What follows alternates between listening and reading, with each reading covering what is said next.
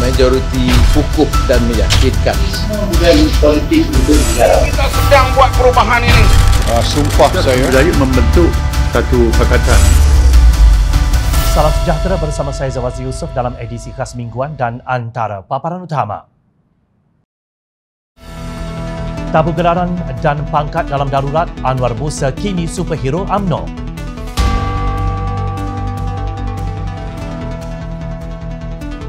Rasuah RM3 juta Isa Samad tersungkur di Mahkamah Tinggi.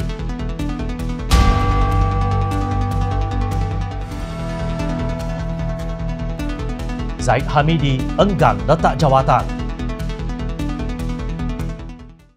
Assalamualaikum dan salam bahagia. Pemuda PKR AMK meminta Ketua Polis Negara Abdul Hamid Badur menjelaskan status terkini siasatan pihak berkuasa terhadap isu rakaman video intim yang didakwa membabitkan pengkhianat politik terbaik Malaysia Datuk Seri Azmin Ali. Kenyataan AMK itu dibuat sehari selepas Azmin dilaporkan sebelum ini berkata amalan seksual yang tidak bermoral yang didakwanya dilakukan Anwar Ibrahim menjadi punca dia hilang kepercayaan terhadap Presiden PKR itu. Katanya setelah setahun berlalu, adakah polis masih gagal menemui sebarang bukti untuk mengesahkan identiti pelaku dalam video yang tertular itu? Terdahulu, Azmin yang juga Menteri Perdagangan Antarabangsa dan Industri dalam pernyataan pembelaan berhubung saman yang difailkan 10 pengundi Gombak memberitahu hilang kepercayaan terhadap Anwar merupakan salah satu sebab dia meninggalkan PKR dan menyertai Bersatu. Dalam pembelaan yang difailkan Azmin itu, beliau berkata Anwar langsung tidak berkelayakan dan bukan orang yang sesuai untuk memimpin PKR serta menjadi Perdana Menteri Malaysia.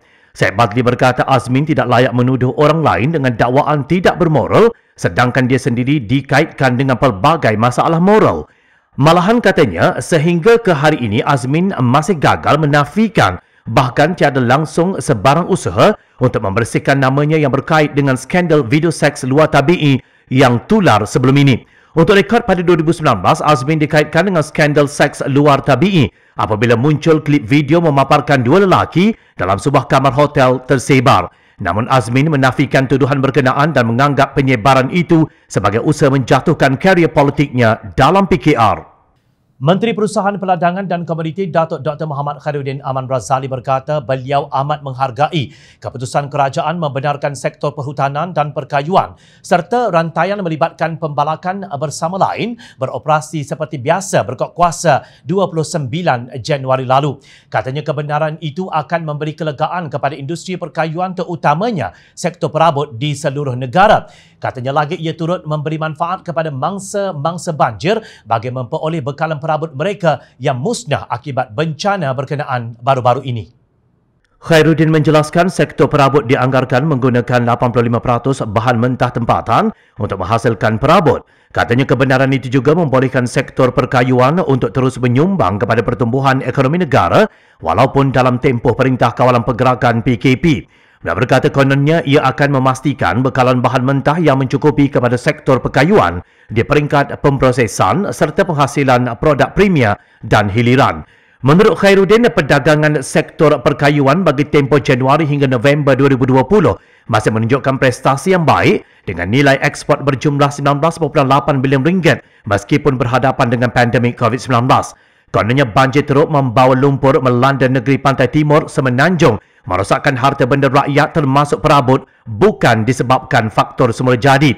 Pakar Geologi Kejuruteraan dan Mekanik Tanah dari Universiti Kebangsaan Malaysia UKM, Dr. Nur Syahidah Muhammad Nazir berkata, penduduk kawasan rentan di negeri pantai timur Semenanjung berdepan risiko banjir teruk setiap tahun sekiranya aktiviti pembersihan hutan dibiarkan berterusan tanpa sistem tahan air sebagai pelampung. Katanya negeri di pantai timur khususnya Pahang dan Terengganu kini menunjukkan ciri ketidakstabilan aspek geologi di mana geomorfologi, pembukitan dan berlembah di dua negeri berkenaan menyebabkan bencana alam boleh berlaku secara tidak terkawal. Sebagai sebuah parti politik yang peduli kepada seluruh segmen masyarakat khususnya murid dan pendidik yang terkesan berhadapan dengan norma baharu, Biro Pendidikan dan Dakwah Amanah Nasional dengan kerjasama Pertubuhan Amanah Nadi Bangsa melancarkan kutipan sumbangan keuangan kepada Tabung Peduli Pendidikan Amanah Nasional 2021. Menurut AJK Biro Pendidikan dan Dakwah Amanah Nasional, pihaknya berbesar hati kepada mereka yang sudi menyumbang ke tabung itu untuk Biro Pendidikan dan Dakwah Amanah Nasional salurkan kepada murid yang mempunyai kekurangan kemudahan pendidikan. Syazmir Haris Nur Azlam berkata pendidikan merupakan elemen penting dalam pembangunan negara dan tamadun manusia. Justru katanya pelaksanaan pendidikan mesti dilakukan lebih sistematik dan berkualiti akibat daripada penularan pandemik COVID-19. Suasana pendidikan terpaksa diubah suai sebagaimana sebelumnya. Katanya lagi melihat kepada keadaan ekonomi yang kian tenat dan kesempitan hidup yang ditanggung masyarakat, apakah mungkin semua orang khususnya golongan masyarakat M40 dan B40 berkeupayaan mendepani norma baharu dalam sistem pendidikan? Beliau bertanya, adakah kita bersedia melihat golongan yang kurang berkeupayaan ini akan terus ketinggalan? Beliau yang meminta orang ramai boleh melayari laman rasmi FB Biro Pendidikan dan Dakwah Amanah Nasional untuk maklumat lanjut. Sementara itu, Ahli Parlimen Berantau Panjang dari PAS Datuk Siti Zailah Muhammad Yusof dikesan telah memadam hantaran di Facebook berkenaan bantuan tangki air yang kononnya untuk keperluan 27 buah keluarga. Timbalan Menteri Pembangunan Wanita, Keluarga dan Masyarakat tersebut sebelum ini sebanyak 2 kali menulis syukur kerana membantu penduduk di Kampung Gual Dalam itu. Walau bagaimanapun, hantaran tular di media sosial itu menjadi bahan sindiran orang ramai. Ada yang mengaitkan beberapa aksi melucukan Kak Lah sebelum ini memandu lori tanpa kunci serta dinyatakan laman berita rasmi PAS Harakah Daily sebagai wakil rakyat yang berkhidmat sejak lebih seabad yang lalu. Berita kematian kanak-kanak berusia 7 tahun minggu lalu sangat menyayat hati rakyat Malaysia. Media sosial dibanjiri dengan pelbagai ayat simpati dan melahirkan keluhan dan keluluhan hati mereka atas perbuatan kejam tanpa manusiawi ini. Namun Siti Zariha atau kononnya mesra dipanggil Kak Lah pula dikatakan sedang sibuk membantu menyelesaikan masalah rakyat dengan membela kambing biri-biri. Pelbagai keluhan dan kecaman serta pandangan ikhlas rakyat terhadap Menteri-Menteri Perikatan Nasional ketika ini. Makan gaji buta dah nak masuk setahun. Apa yang Kabinet XXXL Tan Sri Muhyiddin Yassin buat untuk rakyat? Tanda pagar bila PAS diberi kuasa telah menjadi tular di media sosial. Yang pasti itu adalah luahan hati dan pandangan dari mata hati rakyat marhain yang menyaksikan kegagalan menteri dan timbalan-timbalan mereka menjalankan tugas berdasarkan portfolio dan keutamaan. Terdahulu dalam hantaran, Siti Zailah mengatakan dia berjaya menyelesaikan permasalahan penduduk kampung berhubung isu kambing biri-biri.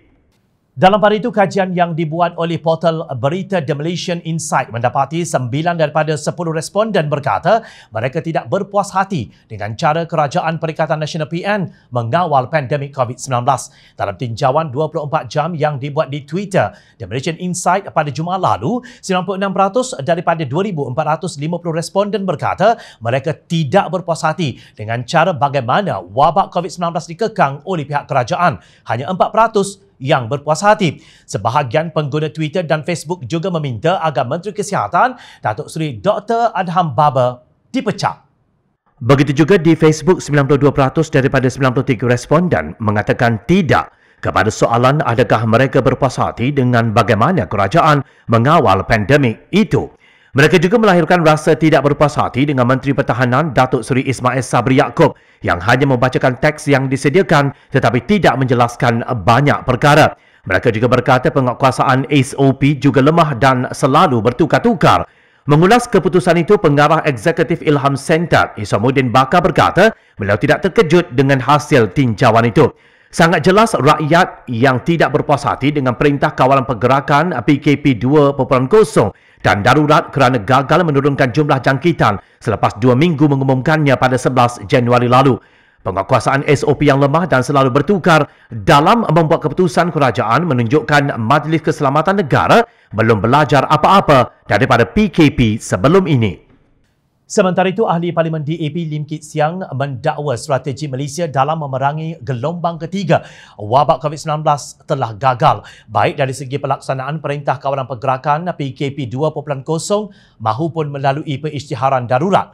Dia berkata Malaysia adalah satu-satunya negara di Asia Pasifik yang mencatatkan lonjakan kes COVID-19 selama 4 bulan berturut-turut dari 20 September tahun lalu. Sedangkan di India katanya negara kedua di dunia dengan jumlah kes COVID-19 terbanyak, iaitu 10.8 juta kes, telah menyaksikan penurunan drastik dalam peningkatan kes harian COVID-19 daripada 97,850 kes pada 17 September 2020 kepada 8,587 kes setakat semalam. Katanya kempen penerangan yang efektif perlu dilaksanakan untuk mengembalikan kepercayaan dan keyakinan rakyat bagi menanamkan semangat perang untuk melawan wabak ini. Pada masa sama, Lim Guan Eng juga bertanya sama ada MKN bersedia untuk menasihati Yang di-Pertuan Agong untuk memanggil sidang khas Parlimen mengenai wabak COVID-19 untuk menjadikan Parlimen dan Dewan Undangan Negeri DUN sebagai platform utama perang melawan wabak COVID-19. Kedudukan Malaysia dalam Indeks Persepsi Rasuah CPI bagi tahun 2020 yang merudum jatuh ke tangga 57 daripada 180 negara berbanding tangga 51 pada tahun 2019 langsung tidak mengejutkan. Sebelum ini, Global Corruption Barometer 2020, Barometer Rasuah Global Asia 2020 menerbitkan laporan temu bual dengan hampir 22,000 orang yang tinggal di 16 buah negara atau wilayah di rantau Asia Pasifik. Laporan tersebut menunjukkan Malaysia dan Vietnam berada di hujung skala, menunjukkan prestasi terburuk tanpa satu pun penilaian positif. Laporan itu berdasarkan tanggapan terhadap petunjuk sejauh mana tahap rasuah dianggap meningkat, prestasi pemerintah dalam menangani korupsi, tahap rasuah yang dirasakan di kalangan polis, pengalaman rasuah dan sejauh mana orang ramai berfikir bahawa orang biasa boleh melakukan perubahan dalam memerangi rasuah. Jawapan kepada soalan sejauh mana tahap rasuah dianggap meningkat amat menyedihkan kerana 71% rakyat Malaysia beranggapan tahap rasuah meningkat. Laporan itu juga menunjukkan 30% rakyat Malaysia merasakan kerajaan tidak melakukan yang terbaik dalam memerangi rasuah. Pada masa yang sama, 25% rakyat Malaysia dalam kaji selidik berpendapat bahawa Perdana Menteri adalah korup. Peratusan itu adalah lebih tinggi berbanding 9 negara Asia lain. Contoh terdekat ialah Taiwan iaitu 24%. Indeks rasuah global bagi Malaysia pernah jatuh ke tangga 62 daripada 180 negara pada tahun 2017 dengan skor indeks persepsi rasuah CPI 47. Kedudukan tersebut telah diperbaiki dalam tahun 2019 apabila Malaysia mendapat 53 points naik ke tangga 51. Ciapan Suruhanjaya Pencegahan Rasuah Malaysia SPRM bahawa prestasi ini bukan terburuk kerana Malaysia hanya jatuh 2 mata daripada 51 kepada 53 seperti melepaskan batuk di tangga sahaja. Sedangkan kerajaan sudah pun mendapat amaran awal menerusi Global Corruption Barometer 2020 sebelum ini.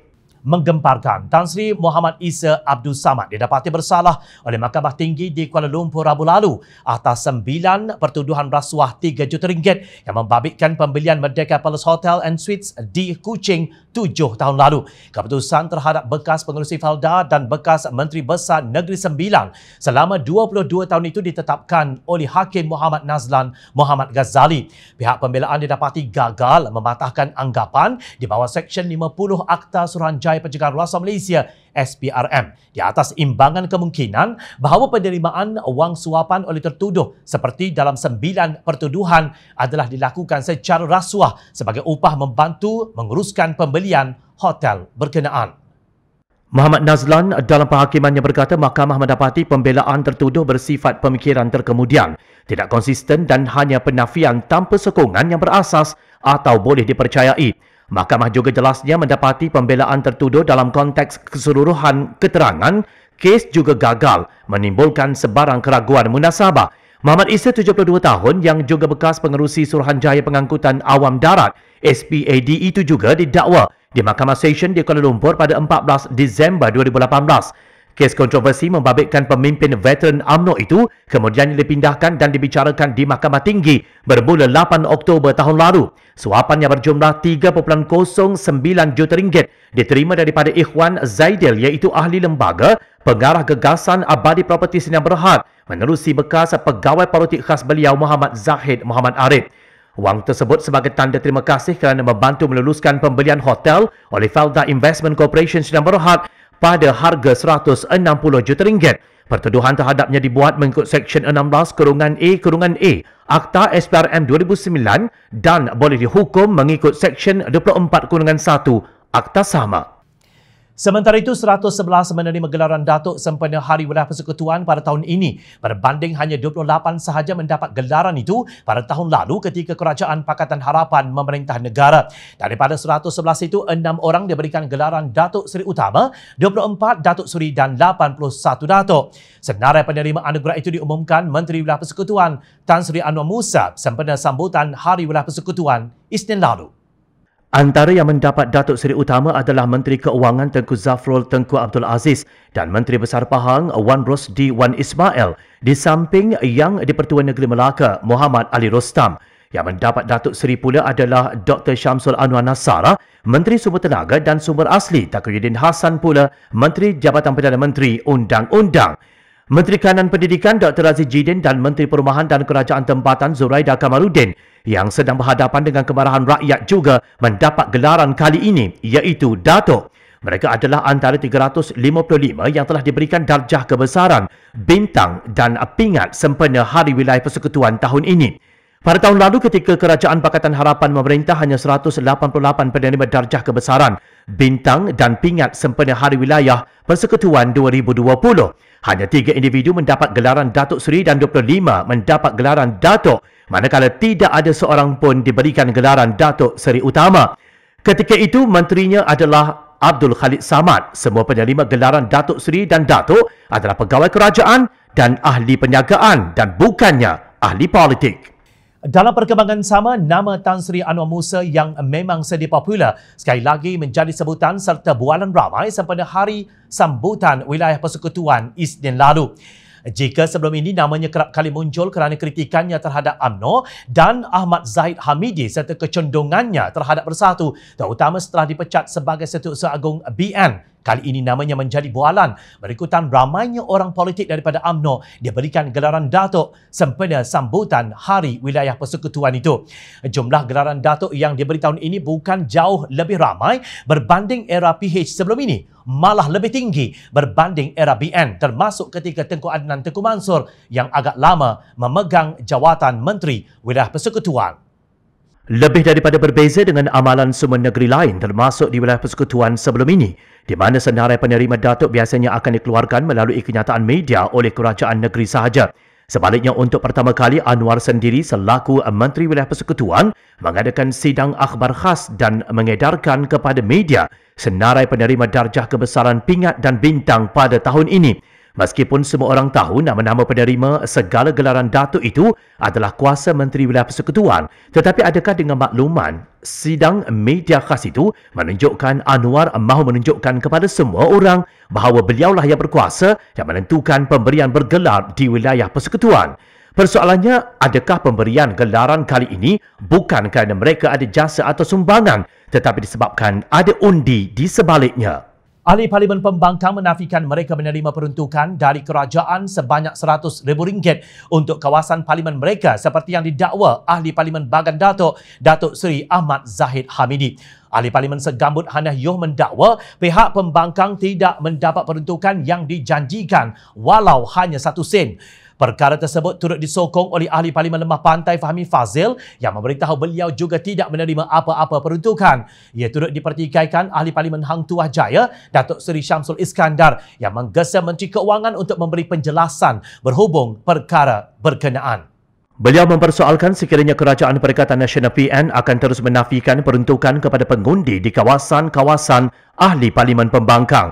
Beliau meminta Menteri Keuangan Tengku Zafrul Tengku Abdul Aziz memberikan penjelasan memandangkan sudah memasuki bulan Februari namun tiada sebarang bantuan yang diterima seperti yang telah dijanjikan. Apakah dinafikan terus pada tahun ini peruntukan untuk pengundi di kawasan Ahli Parlimen Pembangkang? Soalnya, terdahulu dalam satu siaran langsung di Facebook, Zahid mendakwa beliau dan beberapa ahli parlimen parti itu mendapat peruntukan bagi kawasan masing-masing sama seperti wakil rakyat Pembangkang. Presiden UMNO itu berkata kawasan parlimennya hanya mendapat RM100,000 setahun untuk tahun 2021. Berbeza dengan ahli parlimen dalam Kerajaan Perikatan Nasional PN yang mendapat RM3.7 juta setahun. Keengganan Datuk Seri Dr. Ahmad Zahid Hamidi untuk melepaskan jawatan sebagai Presiden UMNO adalah bagi menghormati pilihan yang dibuat perwakilan UMNO yang memilihnya untuk menerajui parti itu dalam pemilihan yang berlangsung pada tahun 2018. Sebaliknya, kata beliau, desakan untuk meletakkan jawatan sebagai Presiden UMNO tidak akan menyelesaikan masalah dalam parti itu. Ini kerana langkah yang pernah diambil sebelum ini dilihat tidak memberikan sebarang kesan positif terhadap parti berkenaan. Jelas Ahmad Zahid, keputusan untuk menentukan sama ada beliau terus menjadi Presiden UMNO bukanlah terletak di tangannya, tetapi sebaliknya ia perlu ditentukan oleh kesemua 191 perwakilan parti terbabit. Katanya perkara ini bukan soal mahu atau tidak, tetapi semua orang mesti menghormati pilihan yang dibuat oleh perwakilan berdasarkan kepada peraturan dalam perlembagaan kepada fasa-fasa yang ada di dalamnya dan ianya harus dihormati.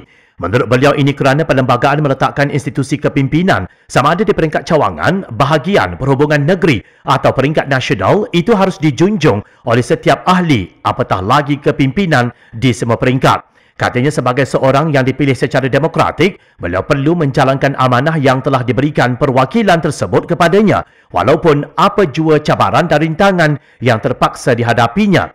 Pada masa yang sama, Ahmad Zahid turut menyatakan kesediaannya untuk menerima cabaran sekiranya terdapat pimpinan lain yang berhasrat untuk bertanding pada pemilihan Presiden UMNO akan datang. Sekian edisi khas mingguan kali ini. Teruskan bersama kami untuk mendapatkan berita politik terbaik tanah air. Teruskan menjaga SOP, sama-sama kita memutuskan rantaian penularan COVID-19. Hingga kita bertemu lagi minggu depan. Saya Zawati Yusof. Assalamualaikum. Salam sejahtera.